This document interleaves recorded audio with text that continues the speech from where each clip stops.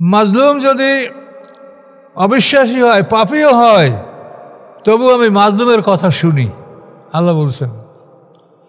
এই জন্য জুলুম যাতে না হয়, এই জুলুম ঠেকানোর জন্যই হলো পৃথিবীর এই রাষ্ট্রীয় ব্যবস্থা, খেলাফত।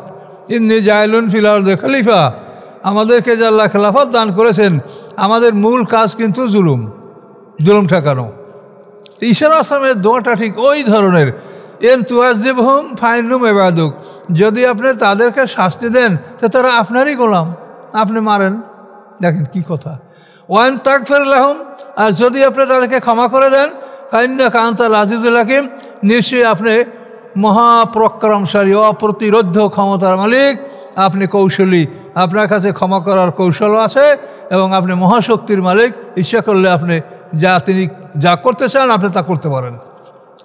তো এই আয়াত দুটা নাযিল হওয়ার পরে আল্লাহ রাসূল তাহাজ্জুদ নামাজে সারা রাত এই আয়াত দুইটা খুব ভালো লাগছে তার, যে হারে পয়গাম্বররা কত বিনয়ী, কত নম্র, কত সুন্দর, কত বিনয়ী মানুষ তারা। এভাবে এই আয়াতগুলি তেলাওয়াত করে করে সারা রাত তাহাজ্জুদ পড়েছেন। ফজর নামাজের পরে আল্লাহ রাসূল সিজদায় পড়ে কাঁদতে শুরু করেছেন। আসসালামু আলাইকুম। সম্মানিত সুধীমণ্ডলী, আমরা সূরা নামলের ৭১ নম্বর আয়াত থেকে এখন আলোচনা শুরু করব ইনশাআল্লাহ। আউযু বিল্লাহি মিনাশ শাইতানির রাজিম। ওয়া ইয়াকুলুনা মাতা হাযাল ওয়াদু ইন কুনতুম সাদিকিন, তারা বলে কখন সেই প্রতিশ্রুতি, যদি তোমরা সত্যবাদী হয়ে থাকো। তোমরা আমাদেরকে শাস্তির প্রতিশ্রুতি দিচ্ছ, শাস্তির ভয় দেখাচ্ছ, এটা কখন? মুশরিকরা রাসূলকে এভাবে প্রশ্ন করেছেন। ইন কুনতুম সাদিকিন, যদি তোমরা সত্যবাদী হয়ে থাকো তবে বলো তোমাদের এই প্রতিশ্রুতি, কিয়ামত, শাস্তির দিন, এটা কখন? আল্লাহ বলেন, কুল, হে রাসূল আপনি বলুন, আশা, সম্ভবত, আইয়াকুনা রাদেফা লাকুম বা'যুল্লাযী তাস্তা'জিলুন, সম্ভবত তোমরা যা দ্রুত কামনা করছো, আল্লাযী তাস্তা'জিলুন, যা তোমরা দ্রুত কামনা করছো, এটা সম্ভবত তোমাদের পশ্চাতে অবস্থান করছে, তোমাদের পশ্চাতে অবস্থান করছে, মুহূর্তের মধ্যে এসে যাবে। রাদেফা শব্দের অর্থ হলো চালকের পিছনে যে বসে তাকে রদিফ বলা হয়। মোটরসাইকেলের পিছনে, ঘোড়ার পিছনে, গাধার পিছনে, উটের পিছনে, মানে চালক যে তার পিছনে যে বসে তাকে বলা হয় রদিফ, পিছনে বসা। তো আল্লাহ বলছেন যে তোমরা যে শাস্তিটা ত্বরান্বিত করছো, দ্রুত কামনা করছো, এটা তোমাদের পিছে অবস্থান করছে, এসে যাবে, তোমাদের কাছেই আছে, রাদিফা। ওয়াইন্না রাব্বাকা লাযু ফাদলিন আলান নাস, নিশ্চয়ই আপনার রব, হে মুহাম্মদ সাল্লাল্লাহু আলাইহি ওয়াসাল্লাম, অবশ্যই অনুগ্রহশীল, আলান নাস, মানুষের উপরে, আমাদের প্রতি তিনি অনুগ্রহশীল। ওয়ালাকিন্না আকসারাহুম লা ইয়াশকুরুন, বরং তাদের অধিকাংশই আল্লাহর প্রতি কৃতজ্ঞতা জ্ঞাপন করে না। আল্লাহর নেয়ামত এর শুকরিয়া আমরা আদায়, অধিকাংশ লোক আমরা করি না, এটা আল্লাহ বলছেন। সমস্ত ক্ষেত্রেই দেখেন আমাদের জীবনের চলাফেরা, সুস্থতা, খাওয়া দাওয়া, জীবনে যা কিছু আমরা করি, এই সকল ক্ষেত্রে আল্লাহ আমাদের প্রতি অনুগ্রহশীল, তার অনুগ্রহে আমরা সব কিছু করি। ওয়াইন্না রাব্বাকা লা ইয়ালামু মা তুকিন্নু সুদুরুহুম ওয়া মা ইউ'লিনুন, এবং নিশ্চয়ই আপনার রব, আল্লাহ বলেন মুহাম্মদ সাল্লাল্লাহু আলাইহি ওয়াসাল্লামকে লক্ষ্য করে, নিশ্চয়ই আপনার রব, লা ইয়ালামু, অবশ্যই তিনি জানেন, মা তুকিন্নু সুদুরুহুম, যা লুকিয়ে রাখে তাদের অন্তরগুলি, ওয়া মা ইউ'লিনুন, এবং যা প্রকাশ করে তাদের অন্তরগুলি, মনগুলি, এগুলি সব আল্লাহর কাছে সমান। ওয়া মা মিন গায়বাতিন ফিস সামাই ওয়াল আরদ, নাই কোনো অদৃশ্য বস্তু ফিস সামায়, আকাশসমূহের মধ্যে, ওয়াল আরদ, এবং পৃথিবীর মধ্যে, ইল্লা ফি কিতাবিম মুবিন, ব্যতীত যে উহা স্পষ্ট কেতাবে লিপিবদ্ধ রয়েছে। অর্থাৎ আকাশ পৃথিবীর মধ্যে যে অদৃশ্য বস্তুগুলি আছে, যেগুলি আমরা দেখি না, এগুলি সব আল্লাহর কিতাব, লৌহে মাহফুজ, যেখানে সব কিছু লেখা আছে। লৌহুন শব্দ অর্থ বোর্ড, তক্তা, পোর্সমেন্ট, যার বই কিছুটা লেখা যায়, মোটা কাগজ বা তক্তা, এই ধরনের লৌহুন বলা হয়। আর মাহফুজ মানে সুরক্ষিত। সেটা অত্যন্ত সুরক্ষিতভাবে সেখানে রাখা হয়েছে। এই আল্লাহর সেক্রেটারিয়েট, সমস্ত দপ্তর, সেখানে সমস্ত কেতাবগুলি আদম আলাইহিস সালাম থেকে মুহাম্মদ সাল্লাল্লাহু আলাইহি ওয়াসাল্লাম পর্যন্ত সমস্ত আসমানি কেতাবগুলি তা ওই সব লৌহে মাহফুজে সুরক্ষিত আছে। এবং আমাদের সমস্ত আমল নামা, কাজ কর্ম, এগুলি সব কিছু লৌহে মাহফুজে সুরক্ষিত আছে। ইন্না হাযাল কুরআনা ইয়াকুসু আলা বানি ইসরাঈলা আকসারাল্লাযী হুম ফীহি ইখতালিফুন। নিশ্চয়ই এই কোরআন ইয়াকুসু বর্ণনা করে আলা বানি ইসরাঈলদের উপরে আকসারাল্লাযী অধিকাংশ বিষয় হুম ফীহি ইখতালিফুন, যার মধ্যে তারা মতভেদ করতেছিল। এই বনি ইসরাঈলদের অধিকাংশ মতভেদের বিষয়গুলি এই কোরআন বর্ণনা করছে। আর এই বনি ইসরাঈল এখনও পৃথিবীতে আমাদেরকে কষ্ট দিচ্ছে। সারা পৃথিবীর মুসলমানরা অশান্তি ভোগ করছে এই বনি ইসরাঈলদের, যাদেরকে এখন আমরা বলি ইসরায়েল। এরাই হলো বনি ইসরাঈল। এরা মুসার উম্মত বলে দাবি করে, কিন্তু তাদের কাজকর্ম আসমানি কেতাবের সাথে কোনো মিল নেই, শুধু জুলুম আর জুলুম। বড় দুঃখজনক ব্যাপার। তো বনি ইসরাঈলদের অধিকাংশ বিষয়গুলি এই কোরআন বর্ণনা করে দিচ্ছে যে তারা অতীতে এই সমস্ত কর্মকাণ্ডগুলি তারা ঘটিয়েছে। ওয়াইন্নাহু, তাহলে এই কোরআনের এক বৈশিষ্ট্য হলো বনি ইসরাঈলের মতভেদ সম্পর্কীয় বিষয়গুলি এই কোরআন বর্ণনা করে দিয়েছে। অন্য বিষয় হলো ওয়াইন্নাহু লাহুদান, এবং নিশ্চয়ই এই কোরআন হচ্ছে পথ প্রদর্শক, ও রহমাতুন, এবং দয়া, লিল মুমিনিন, মোমেনদের জন্য। এই কোরআন মোমেনদের জন্য পথ নির্দেশ, ও রহমাত, এবং দয়া মোমেনদের জন্য। তাহলে এই কোরআন পথ নির্দেশ করে আমাদের কিসের? এ তো বারবার আল্লাহ কথাটা বলেন। পথ নির্দেশ হচ্ছে যে আমরা যে আল্লাহর পক্ষ থেকে বিশেষ একটা চাকুরি গ্রহণ করেছি, যেটা আমরা করব, যেটা আকাশ পৃথিবী পাহাড় কেউ গ্রহণ করে নাই, তাদের কাছেও আল্লাহ এই আমানত, পবিত্র আসমানি কেতাবের আমানত উপস্থাপন করেছিলেন, কিন্তু তারা এটা কেউ গ্রহণ করে নাই। ও হামালাল ইনসানও গ্রহণ করছে মানুষ। তো মানুষ যে এই চাকুরিটা আল্লাহর পক্ষে, আল্লাহর চাকুরিটা কি? যে এই মহাবিশ্ব এর সৃষ্টিকর্তা তিনি, এর মালিক তিনি, এই কথা পৃথিবীর বুকে প্রচার করতে হবে। এক। 2 নম্বর হলো খেলাফতের দায়িত্ব, সেটা হলো যে পৃথিবীতে দুর্বলদের উপরে যেন জুলুম না হয়, এই জুলুম ঠেকাতে হবে। তো এখন এই জুলুম ঠেকানো, আল্লাহর সৃষ্টি সম্পর্কে মানুষকে অবহিত করা এবং সব কিছুর মালিকানা আল্লাহর, এগুলি বর্ণনা করা, এগুলি হলো হুদান, পথ নির্দেশ। এগুলি আল্লাহ এই কোরআনে বলেছে যে এগুলো কীভাবে তোমরা করবে। দেখেন, পৃথিবীতে যদি কোনো রাষ্ট্রের অধীনে কেউ চাকরি করে, তে অনেক সুযোগ সুবিধা পায়। সে থাকার জন্য তার বসত বাড়ি, কলোনি পায়, চাকর নকর, চলার জন্য যানবাহন পায়, অনেক সুবিধা পায়। এটা আপনি দেখতে পাচ্ছেন। তো দুনিয়ার একজন রাজা বাদশাহ তার অধীনস্থদেরকে যদি এত সুবিধা দিতে পারেন, যিনি মহাবিশ্বের মহামালিক, তার চাকরি করলে তিনি কত সুবিধা দিতে পারেন, এটা তো আপনাদের ধারণা থাকা উচিত। যে মহাবিশ্বের মহামালিক, আমাদের ছেলেরা পৃথিবীর কোথায় কোথায় পালাচ্ছে, কোনখানে গেলে বেশি টাকা পাওয়া যাবে? ইটালি না জার্মান না অস্ট্রেলিয়া না সুইডেন না কোথায় গেলে টাকা পাওয়া যায়? এই জন্য তো আমাদের যুবকরা ছুটে বেড়াচ্ছে। দেখছে অহরহ আপনাদের কেউ মরছে, ধ্বংস হচ্ছে, ক্ষতিগ্রস্ত হচ্ছে। তো আল্লাহর চাকরি করলে কি পাওয়া যাবে? এটা তো আমাদের চিন্তা করা উচিত যে আল্লাহর চাকরি করলে আমরা কি পাবো আল্লাহর কাছে। এই মহাবিশ্বের মালিক যিনি, এই মহাবিশ্বের সব কিছুর মালিক, এবং তার সৃষ্টির বৈশিষ্ট্য হলো যে তিনি কুন বললে ফায়াকুন, হও তো হয়ে গেল। তিনি আদেশ দেওয়ার সাথে সাথে সেটা হয়ে যায়। তাহলে এইরকম ক্ষমতার মালিক যিনি, তার কি সারা বিশ্বের, সারা জগতের যত মানুষ, তাদেরকে দিতে কোনো সমস্যা আছে? কুন ফায়াকুন, ইচ্ছা করলেই তিনি বলেন কুন হও, অথবা হয়ে যায়। এগুলি নিয়ে আপনারা মাথার মধ্যে রাখবেন, চিন্তা গবেষণা করবেন যে কুন ফায়াকুনে যদি নাই হইতো, সমুদ্র যদি লেবার দ্বারা খনন করানো হতো, তাহলে সেই লেবার কোথায় পাওয়া যেত? কোথায় আছে এমন লেবার যে লেবার দ্বারা সমুদ্র খনন করা যায়? কিভাবে সমুদ্রের থেকে মাটি কিনারে আনা হবে? কই কিনারে তো কোনো মাটি নাই। তো এইভাবে প্রত্যেক দিন আকাশকে আল্লাহ বলছেন তোমাদের দর্শন অযোগ্য, বেগাইরে আমাদেন তারাও না হা। এমন খুঁটি দিয়ে আকাশ স্থাপন করা হয়েছে, আকাশকে শূন্যে তোলা হয়েছে যে খুঁটিগুলি তোমরা দেখতে পাচ্ছ না। খুঁটি তো আছে কিন্তু বেগাইরে আমাদেন তারাও না হা, তোমাদের দেখার অযোগ্য খুঁটির সাহায্যে তিনি আকাশ স্থাপন করেছেন। এগুলি তো তার চ্যালেঞ্জ। এটা তো আল্লাহ ছাড়া আর কেউ দাবি করে না যেটা আমি করেছি।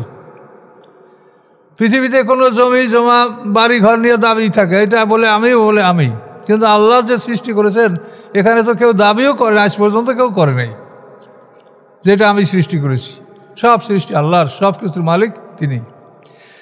তো এই আমরা যে তার কাছ থেকে যে আমরা চাকরিটা গ্রহণ করেছি, হ্যাঁ, সূরা আহজাবে যেটা বলা হয়েছে যে আকাশ পৃথিবী পাহাড় আল্লাহর এই আমানত গ্রহণ করে নাই, ভীত হয়ে গেছে, কিন্তু মানুষ এই চাকরি গ্রহণ করেছে। এখন এই চাকরি কিভাবে আমরা করব, এই কথাটাই কিন্তু এই ওয়াইন্নাউলা হুদান বারবার বলছে, হুদাল্লিল মুত্তাকিন। সূরা বাকারার প্রথমে কি বলা হয়েছে? হুদাল্লিল মুত্তাকিন, কর্তব্য পালনকারীদের জন্য পথ নির্দেশ। কর্তব্যটা কি? যে আমরা আল্লাহর নিকট হতে চাকরি গ্রহণ করেছি, এটা আমাদের কর্তব্য। এবং আমাদের চাকরির মূল লক্ষ্য কি? মূল লক্ষ্য হলো জুলুম যেন না হয়, জুলুম ঠেকাও, যারা দুর্বল তাদের প্রতি জুলুম যেন না হয়। ইব্রাহিম আলাইহিস সালামকে আল্লাহ ডেকে বলেছেন, ইব্রাহিম তোমাকে আমি জাতির পিতা বানিয়েছি, মানব জাতির ইমাম নির্বাচন করেছি, তোমার কাজ হলো যে মাজলুমের ফরিয়াদ যেন আমার আকাশে না আসে। মাজলুম যদি অবিশ্বাসী হয়, পাপীও হয়, তবু আমি মাজলুমের কথা শুনি, আল্লাহ বলছেন। এই জন্য জুলুম যাতে না হয়, এই জুলুম ঠেকানোর জন্যই হলো পৃথিবীর এই রাষ্ট্রীয় ব্যবস্থা, খেলাফত। ইন্নী জাইলুন ফিল আরদি খলিফা, আমাদেরকে যে আল্লাহ খেলাফত দান করেছেন, আমাদের মূল কাজ কিন্তু জুলুম ঠেকানো। আর এই জুলুম যাদের ইমানের সাথে থাকবে না তারা জয়যুক্ত হবে। আল্লাযীনা আমানু ওয়া লাম ইয়ালবিসু ঈমানাহুম বিযুলমিন উলাইকা লাহুমুল আমনু ওয়া হুম মুহতাদুন। যারা ঈমান এনেছে, হ্যাঁ, ওয়া লাম ইয়ালবিসু ঈমানাহুম বিযুলমিন, এবং তাদের ঈমানের সাথে জুলুম সংমিশ্রিত করে নাই, তাদের জন্য নিরাপত্তা এবং তারা জয়যুক্ত হবে। এই জন্য সর্ব অবস্থায় জুলুমকে ঠেকানো এটা হলো আমাদের কর্তব্য, যে জুলুম যেন না হয়। কিন্তু আল্লাহ যা বলেছেন আমরা বর্তমান বিশ্বে সম্পূর্ণ তার বিপরীত দেখতে পাচ্ছি, যে ক্ষমতা আল্লাহ দিয়েছেন জুলুম ঠেকানোর জন্য, আর মানুষ ক্ষমতা পেয়ে জুলুম শুধু করে। ক্ষমতা পেয়েছে মনে হয় যেন জুলুম করার জন্যই। তো এগুলির খুব কঠিন বিচার হবে, এই যে বিষয়গুলির খুব কঠিন বিচার হবে। আপনারা যেগুলো মনে করেন ইবাদত বন্দিগি, এদের আল্লাহ কি করবে? ইবাদত বন্দি আমার জন্য আমার, আপনার ইবাদত আপনার।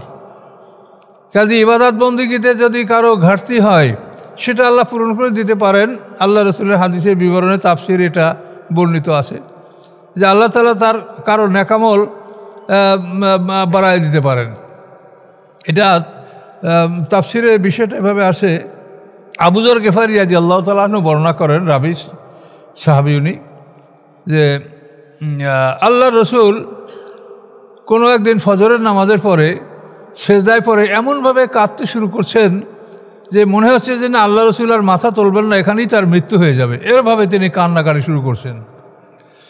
তো এটার পিছনে আরেকটু কথা বলা লাগে, সেটা হলো কোরআনের দুইটি আয়াত নাযিল হয়েছে, খুবই আল্লাহর রসুলের কাছে প্রিয় মনে হয়েছে। একটা হলো ইব্রাহিম আলাইহিস সালাম এর উক্তি, ফামান তাবেয়ানি ফাইন্নাহু মিন্নি ওয়া মান আসানি ফাইন্নাকা গাফুরুর রহিম। ইব্রাহিম আলাইহিস সালাম আল্লাহর কাছে বলেন, ফামান তাবেয়ানি ফাইন্নাহু মিন্নি, যে আমার আনুগত্য করলো সে তো আমারই দলভুক্ত, ওমান আসানি, এবং যে আমার অবাধ্য হলো নাফরমানি করলো, ফাইন্নাকা গাফুরুর রহিম, নিশ্চয়ই আল্লাহ আপনি ক্ষমাশীল। বদদোয়া না, কষ্ট না, তার মানে ইব্রাহিম আলাইহিস সালামের শত্রুদেরা তারা তো তাকে সবাই মিলে আগুনে ফেলে দিয়েছিল, এসে এতে কী অত্যাচার হতে পারে বলেন? তাদের জন্য ইব্রাহিম আলাইহিস সালামের দোয়া, ফামান তাবেয়ানি ফাইন্নাহু মিন্নি, যারা আমার আনুগত্য করলো তারা আমারই, ওমান আসানি, আর যারা আমার অবাধ্য হলো ফাইন্নাকা গাফুরুর রহিম, আল্লাহ আপনি ক্ষমাশীল, আপনি দয়াময়। কিন্তু ইব্রাহিম আলাইহিস সালাম তাদের জন্য বিচার চাইলেন না। দেখেন এই লোকটা কে? আমাদের জাতির পিতা। বলেন এই লোকটা কে? কার কথা শুনছেন? জাতির পিতা, তো তার বৈশিষ্ট্য তো আমাদের মধ্যে থাকা উচিত।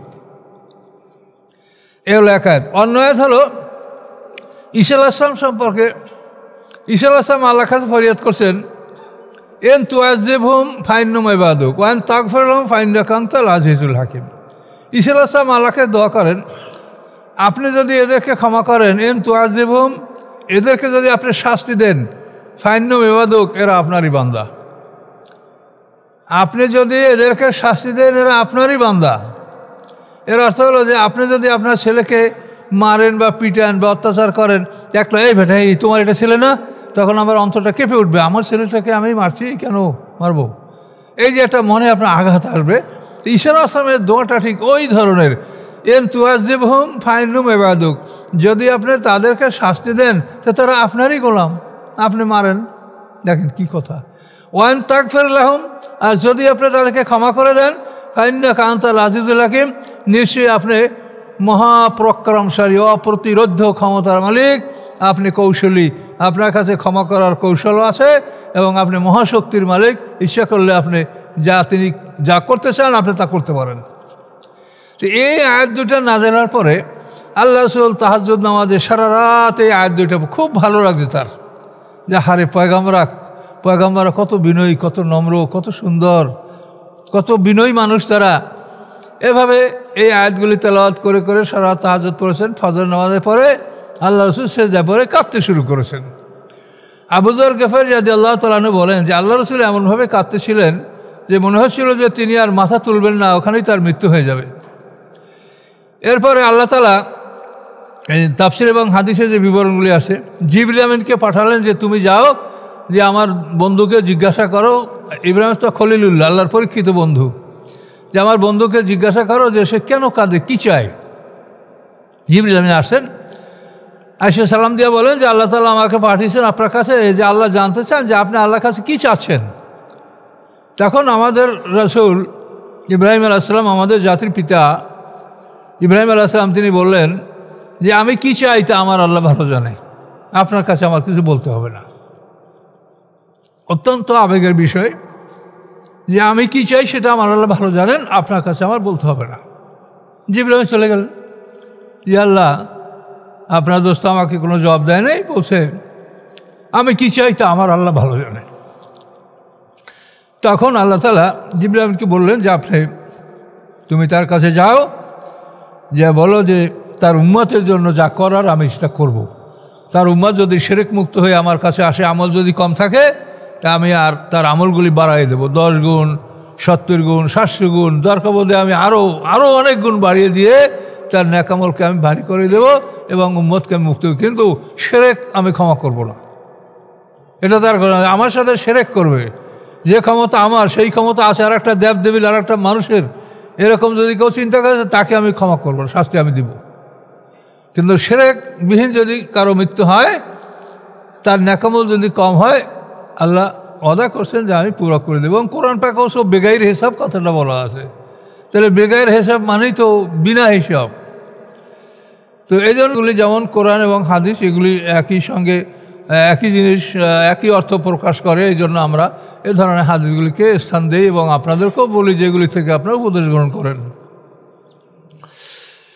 তো এই যে বারবার কোরআনে আছে ওয়াইন্নাহুলা হুদান, এবং সূরা বাকারার প্রথম বাক্যটাতে কি আছে, হুদাল লিল মুত্তাকিন, এই যে হুদান। তাহলে আমাদের যে কর্তব্য এটা আমরা কেমন করে করব এইটা বলে দিবে কোরআন। এর নাম হচ্ছে হুদান, গাইডেন্স, পথ প্রদর্শক। ইন্না রাব্বাকা ইয়াকযি বাইনাহুম বিহুকমিহি, নিশ্চয়ই আপনার রব ফয়সালা করবেন তাদের মধ্যে তার আদেশে, স্বীয় আদেশে। এটা অন্য কারো কথায় না, আল্লাহর নিজের আদেশে তাদের মধ্যে ফয়সালা করবেন। এর দেখেন কিন্তু গুরুত্বপূর্ণ কথা, অমুকে এই করছে, অমুকে এই করবে, সমুকে তো এই করছে, এরকম কত কাহিনী আছে না। আল্লাহ বলছেন নিশ্চয়ই আপনার রব ফয়সালা করবেন তাদের মধ্যে তার স্বীয় আদেশে, নিজের আদেশে তিনি ন্যায় বিচার করবেন, নিজে আদেশ দান করবেন। ওহুয়াল আজিজুল আলিম, এবং তিনি মহাক্ষমতার মালিক, অপ্রতিরোধ্য শক্তির মালিক, আলিম, এবং তিনি মহাজ্ঞানী, তিনি সব জানেন।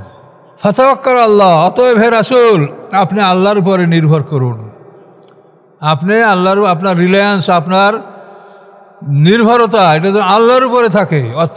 অতএব আপনি আল্লাহর উপরে নির্ভর করুন। ইন্নাকা আলাল হাক্কিল মুবিন, এবং নিশ্চয়ই আপনি প্রকাশ্য সত্যের উপরে আছেন। মানে আপনি কোনো ভুলের উপরে নাই। আপনাকে আপনার জাতি বিভ্রান্ত করতে চায়, আপনাকে দুর্বল করতে চায়, বলে এই তোমার বাবা কি তোমার সেই কম জ্ঞান ছিল, তোমার দাদা আব্দুল মুত্তালিব তোমার সেই কম বুঝতো, তোমার বংশের এই বড় বড় নেতারা এগুলি কিছু বলে নাই আর তুমি এগুলো বলছো। এভাবে মোহাম্মদ সাল্লামকে তারা দুর্বল করার চেষ্টা করতো। আল্লাহ বলছেন ইন্নাকা আলাল হাক্কিল মুবিন, স্পষ্ট সত্যের উপরে আপনি প্রতিষ্ঠিত আছেন। কাজে আপনার মনের মধ্যে যেন দুর্বলতা না আসে যে আমি কি কোনো ভুলের মধ্যে আসি, না, আপনি হাক্কিল মুবিন স্পষ্ট সত্যের উপরে আপনি প্রতিষ্ঠিত আছেন। এটা আল্লাহ তাআলা সাক্ষী দিলেন রাসূলের ব্যাপারে সাল্লাল্লাহু আলাইহি ওয়াসাল্লাম। আল্লাহ রাসূলকে সান্ত্বনা দিয়ে বলছেন ইন্নাকা লা তুসমিউল মাউতা, নিশ্চয়ই আপনি মৃতকে শোনাতে পারেন না। যে মরে গেছে, মরাটাকে আপনি শোনাবেন কেমনে? ওলা তুসমু সুম্মা, আপনি শোনাতে পারেন না বধিরকে। আর দোয়া আহ্বান ধ্বনি, আপনার ডাক, আপনি ডাক শোনাতে পারেন না। কাকে পারেন না? মৃতকে।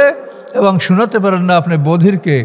ইদা ওয়াল্লাউ মুদবিরিন, যখন তারা পিঠ প্রদর্শনপূর্বক চলে যায়। মরা মানুষ আবার পিঠ দেখাই চলে যায়, এটা কেমন কথা? হ্যাঁ, কি বললেন আল্লাহ? ওটা তো মরা, আপনি ওকে শোনাতে পারেন না। ও বধির, শুনবে না, ওকে আহ্বান শোনাতে পারবেন না। ইজা ওয়াল্লাউ মুদবিরিন, যখন সে বা তারা পিঠ ফিরিয়ে চলে যায়। তাহলে মরাটা পিঠ দেখাই চলে যায়, এটা কেমন কথা হলো? এটা বোঝার আছে। মানুষ আমরা এবং এভাবে পৃথিবীর যত প্রাণী, এই সমস্ত প্রাণী বেঁচে থাকার জন্য তার মধ্যে একটা রুহু আছে। রুহুর ব্যাখ্যা আমরা দিতে পারছি না, কিন্তু একটা ভাইটাল ফোর্স, একটা আধ্যাত্মিক শক্তি, একটা অদৃশ্য শক্তি আমাদের মধ্যে আছে, সবার মধ্যে, সকল প্রাণীর মধ্যে। এই অদৃশ্য শক্তিটা বের হয়ে গেলে তার নাম হয় লাশ, মৃত, তাই না? তো এই একটা প্রাণ সকল জীবের মধ্যে আছে। কিন্তু মানুষকে জীবিত হতে হলে মানুষের মধ্যে আরও একটা রুহু দরকার। মানুষের রুহ হলো দুইটা। পরিষ্কার করে আল্লাহ বলেন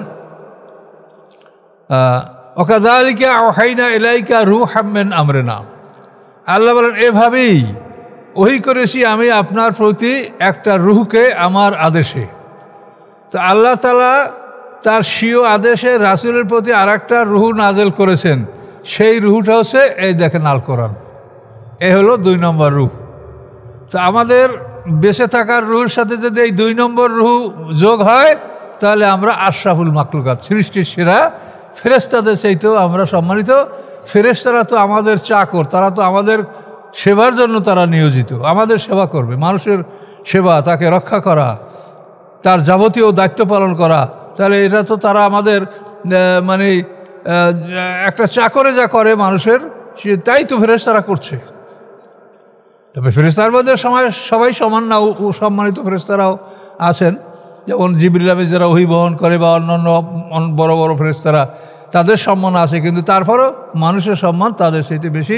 ওয়ালাকাদ কাররামনা বানি আদমা, আদম সন্তানকে আল্লাহ তাআলা সমস্ত সৃষ্টির পেরে সম্মানিত করে সৃষ্টি করেছেন।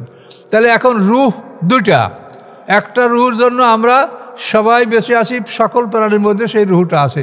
আর দ্বিতীয় রুহুটা হলো আল কোরআন। ওয়াকাযালিকা আওহাইনা ইলাইকা রূহাম মিন আমরিনা, আমার আদেশে আমি আপনার প্রতি এই রুহুটাকে ওহী করেছি। ইনস্পায়ার্ড মানে আপনার মধ্যে এই ওহীটাকে আমি ঢেলে দিয়েছি, এই রুহুটাকে, এবং সেইটা আপনি আপনার মুখে বলেছেন, বলার পরে আপনার লেখকরা লিখেছে, সেটা আল কোরআন, এই রুহু। তাহলে এই রুহুটা যাদের নাই, আল্লাহ বলছেন মরা হাইটে যায়, হাঁটতে তো পারবেই, একটা রুহু যে বাঁচার আছে সকলতে একটা আছে, এই জন্য মরা ওরা হাইটে যায় পিঠ দেখাইয়া। এখন বুঝতে পারছেন? তাহলে এই রুহু আমরা কোরআনের তাফসির করি যখন, তখনও বহু মানুষ পিঠ দেখাইয়া হাইটে যায়। তখন আমাদের মনে ভয় লাগে যে তেলের মরা মানুষ কোরআনের সামনে থেকে চলে যাচ্ছে কেন? মরা, ওর প্রাণ নাই ওর মধ্যে। কাজে এই জন্য আপনি সালাত আদায় করবেন, এটা আল্লাহর হুকুম, আল্লাহর পক্ষ থেকে ফরজ। কিন্তু কোরআনে যা কিছু বলা হয়েছে সবই তো ফরজ, ফরজ পর্যায়ের আদেশ। এগুলি আমরা আপনাদেরকে মানার জন্য আমরা অনুরোধ করছি। এরপরে সুন্নাত মুস্তাহাব সম্পর্ক কোরআনে বহু আদেশ আছে। কিন্তু ফরজ পর্যায়ের আদেশগুলি, ফরজ অজেব, এগুলি আমাদের একান্ত পালন কর্তব্য, এবং হারাম মকরু তাহরিম যেগুলি বলা হয়েছে সেগুলো বর্জন করা আমাদের জন্য একান্ত কর্তব্য। আমাদের আমল হলো দুপ্রকার, করা এবং না করা। করা হলো যে এখন আপনার নামাজ পড়ে, এটা করা, নামাজ পড়তে আসেন, নামাজ পড়বেন, সালাত কায়েম করবেন, এটা করা। না করা, আপনি গানে যান নাই, যাত্রায় যান নাই, মদ খান নাই, জুয়া খেলেন নাই, কাউকে ঠকান নাই, এটা হলো না করা।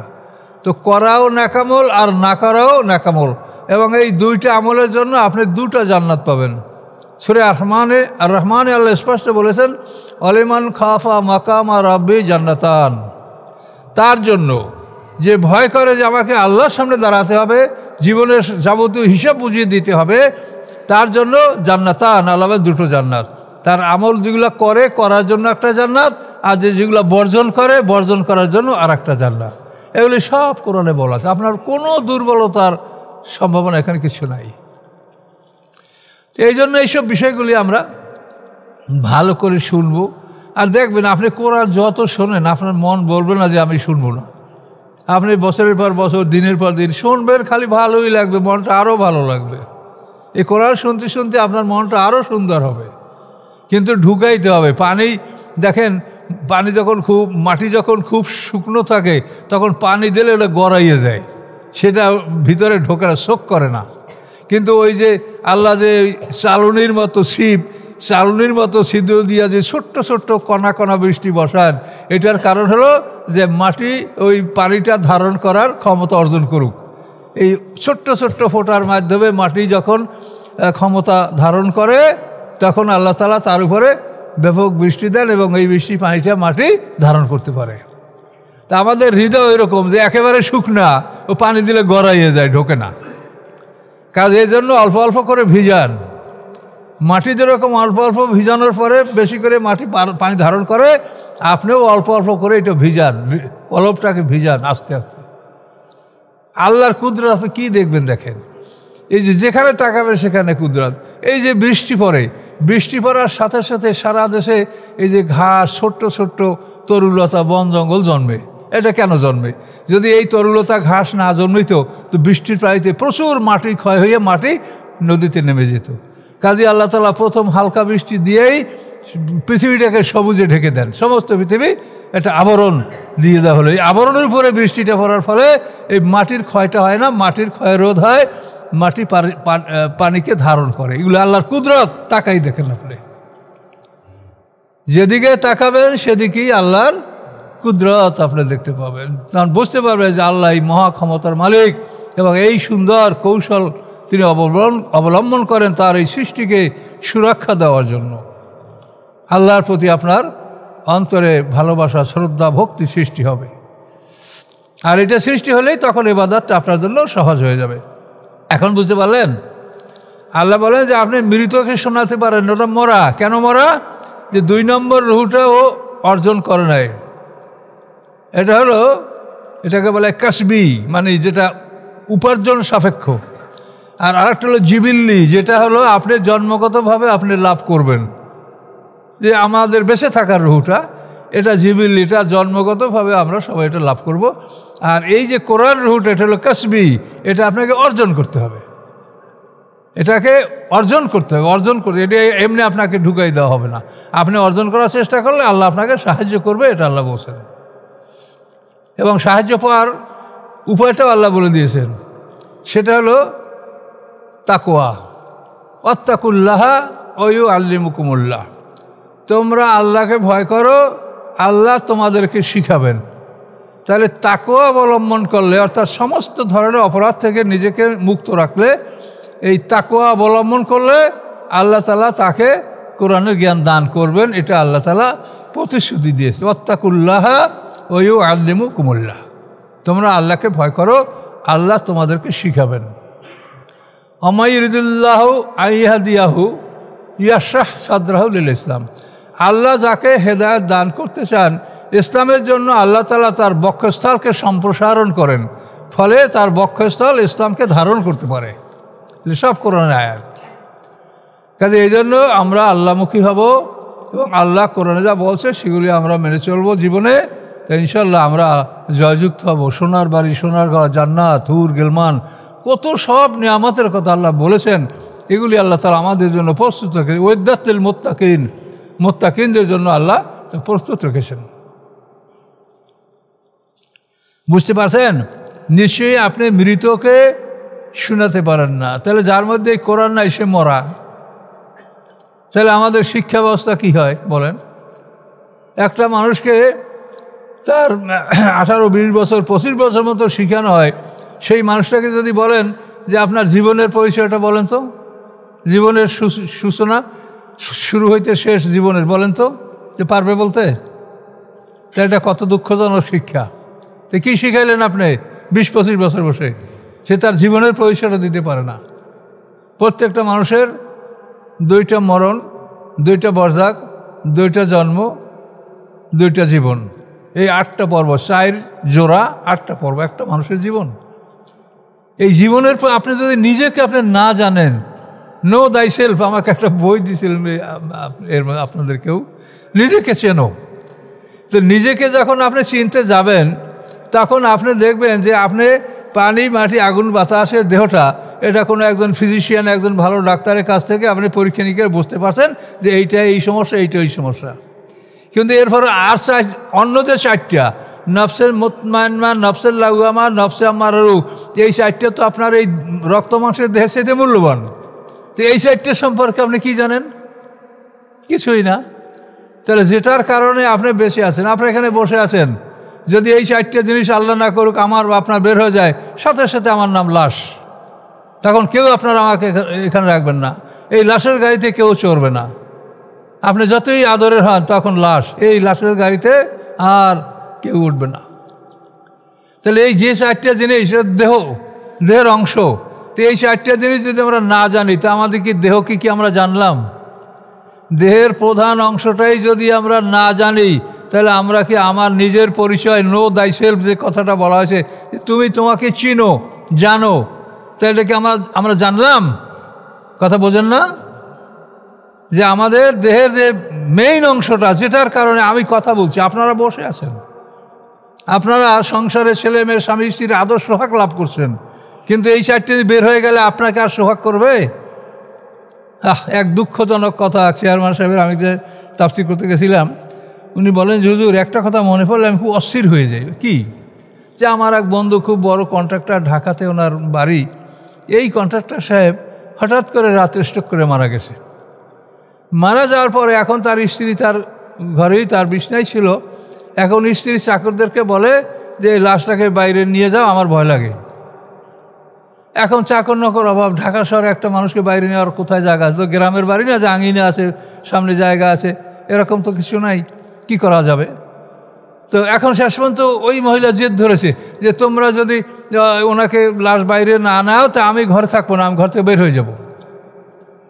তারপরে তার অনুরোধে তার কর্মচারীরা যারা বাড়িতে ছিল তারা লাশটাকে নিয়ে ওনার একটা গাভী পুষতেন, সেই গরুর ঘরে লাশটাকে রাত্রে নামাই নিয়ে রাখা হলো। তো চেয়ারম্যান সাহেব বলেন যে এই ঘটনাটা যখনই আমার মনে পড়ে আমি অস্থির হয়ে যাই। কার জন্য কষ্ট করি, কার জন্য চুরি করি, কার জন্য দিন রাত মেহনত করি? কে আমার আপন? আপন হলো 1 নম্বর আল্লাহ। আল্লাহ ছাড়া আমাদের এত আপন আর কেউ নাই। কাজে আল্লাহকে আপন হিসাবে গ্রহণ করেন, আপন হিসাবে তাকেই ধরেন। এগুলি বাস্তব ঘটনা, এটা আপনারও হবে। আপনি যদি একা ঘরে থাকেন, আপনার কোনো নিজস্ব কেউ মারা যেত, আপনারও ভয় পাবেন, ঘরে আপনার ভয় লাগবে।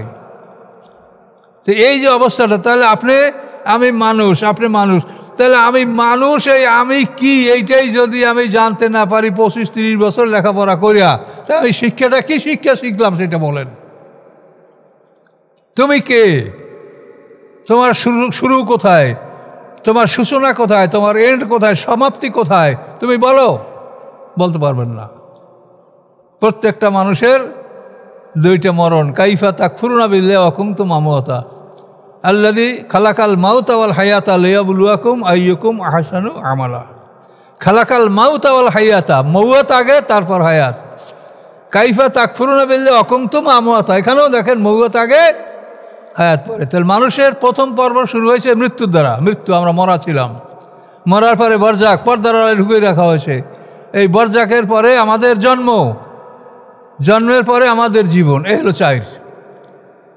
আমরা মৃত অবস্থা থেকে আমাদের শুরু, তারপরে বরজাকে ঢুকে গেছি আমরা পর্দার আড়ালে জগতে, তারপরে আমরা পৃথিবীতে পিতামাতার মাধ্যমে আসি, এটা আমার প্রথম জন্ম, জন্মের পরে এখন আমাদের পৃথিবীর জীবন, এই চার।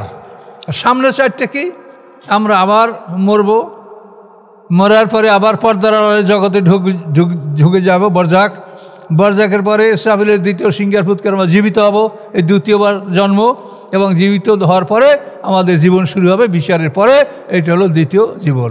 এই যে চারটে পর্ব মানুষের জীবনের, এগুলি সব কোরআন থেকে নেওয়া। তো এটা যদি আপনি না জানেন তা আপনি কীভাবে আপনাকে চিনবেন বলেন? কাজে এই জন্য আমাদের শিক্ষা ব্যবস্থা যা, অনেকেই আফসোস করেন, অনেকেই আফসোস করে বলেন যে আমরা কোরআন শিখতে পারি নাই, ধর্ম শিক্ষা শিখি নাই।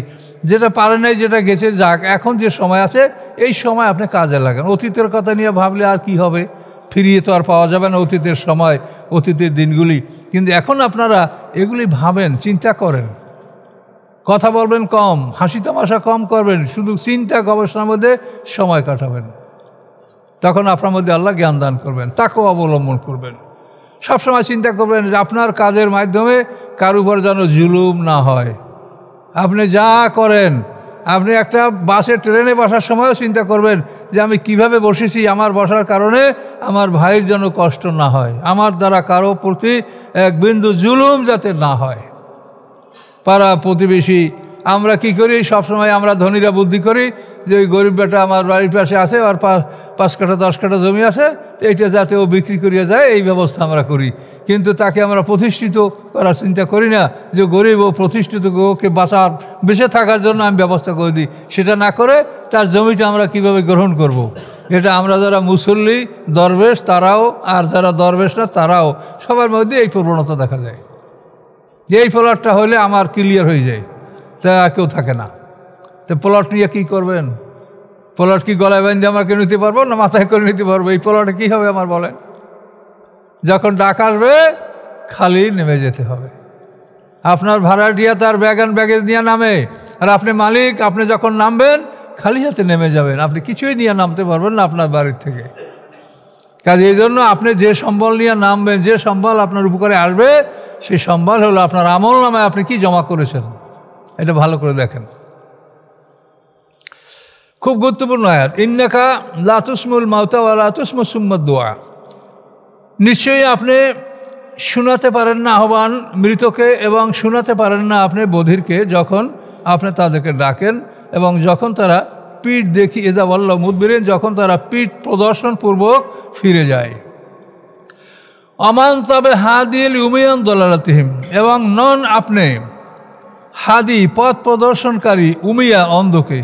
অন্ধরে আপনি পথ দেখাবেন কেমন? তো অন্ধ, মানে চোখ তো আছে কিন্তু সেই চোখের মধ্যে নফসে মুতমাইন্নার লাইন নেই।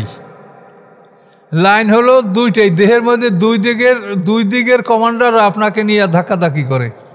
নফসে মুতমাইন্না, নফসে লাওয়ামা এ হলো এক কমান্ডার, আর নফসে আম্মারা হলো আর এক কমান্ডার। এই নফসে মুতমাইন্না যাদের প্রবল তারা হেঁটে মসজিদে আসছেন, আর নফসে আম্মারা যার প্রবল সে হেঁটে হেঁটে গানের মজলিসে, নাটকের মজলিসে যাবে। গানে যাইতেও এই পা এই চোখ এগুলি লাগে, আর মসজিদে আসতে এই হাত এই পা এটা লাগে। তাহলে আপনার অঙ্গ প্রত্যঙ্গ হলো একই, কিন্তু এর কমান্ডার হলো বিপরীতমুখী দুইজন। এই দুইজন আপনার ভিতরে অবস্থান করে। আল্লাহ বলেন ফালহামাহা ফুজুরহা ওয়া তাকওয়াহা। প্রত্যেকটা মানুষের মধ্যে ফুজুর এবং তাকওয়া, ভালো কাজ করার শক্তি এবং মন্দ কাজ করার শক্তি, এটা প্রত্যেকটা মানুষের মধ্যে এটা দান করা হয়েছে। তো কাজেই আমরা সেইটা যেন মনে রাখি, ফুজুর এবং তাকওয়া আমার একই সেন্স অর্গান। এই যে আমাদের চক্ষু, কর্ণ, নাসিকা, জিহ্বা, ত্বক একই। আচ্ছা, তাহলে এখন আপনারা এটা বিবেচনা করেন যাতে এই বিষয়গুলি আমরা জানতে পারি, নিজের সম্পর্কে জানার চেষ্টা করেন ইনশাআল্লাহ। তো আল্লাহ বলছেন এখানে যে আপনি অন্ধকেও শোনাতে পারেন না, ইনতুসমু ইল্লা মা ইউমিনু বিআয়াতিনা, আপনি শুধু তাদেরকেই শোনাতে পারেন যারা আমার আয়াতগুলি বিশ্বাস করে এবং তারা আত্মসমর্পণ করি। 81 নম্বর আয়াত পর্যন্ত আমাদের এখানে থাকছে। সামনে একটা আয়াত আছে রুকুর, কিন্তু হলো এটা আলোচনা অনেক আছে, সেই জন্য এটাকে তাড়াহুড়া করে শেষ আর করলাম না। তো তো আমরা 81 নম্বর আয়াত পর্যন্ত কোরআনে চলে আসি। তো দেখতেই পাচ্ছেন যে কোরআন কি সুন্দর আল্লাহর বাণী, এগুলি আপনারা শুনবেন, আমল করবেন, এই আশা রাখি।